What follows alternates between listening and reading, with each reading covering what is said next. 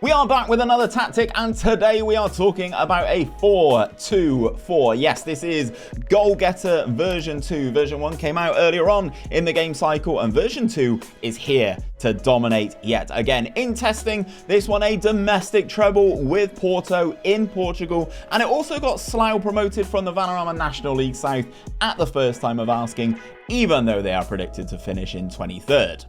I'm sorry, why, Callum? It's over again. I cannot believe this. And as you can see, we tested this with Liverpool as well. I personally think a 4-2-4 is what Liverpool should probably play in real life right now. And it looks like it would work out quite nicely for them. It is a treble. It's not the treble.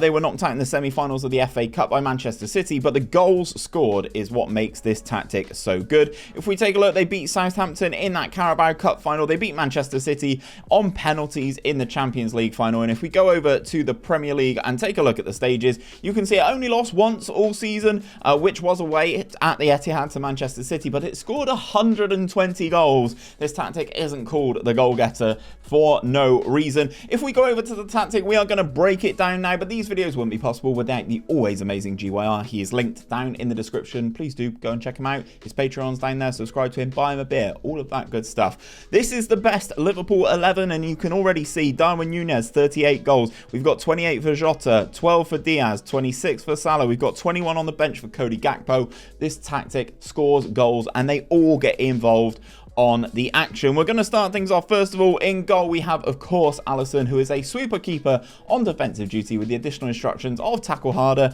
which is available via this edit menu here, and you select it, and you know it's selected with the green outline. And the additional instructions, guys, are the ones with the white cog and the red circle. Moving into the defense, then, we have a wing back on support in the left and the right back positions. They are both the same with the additional instruction of Tackle Harder. Moving into the defenders, we have two ball-playing defenders, again with the additional instructions of Tackle Harder. Moving into the midfield, we have two defensive midfielders, both on support, both with the additional instructions of Tackle Harder. Again, you can kind of see a trend here. Moving into the wide two players, they are both inverted wingers on attack with the additional instructions of cross less often, and of course, you guessed it, Tackle Harder.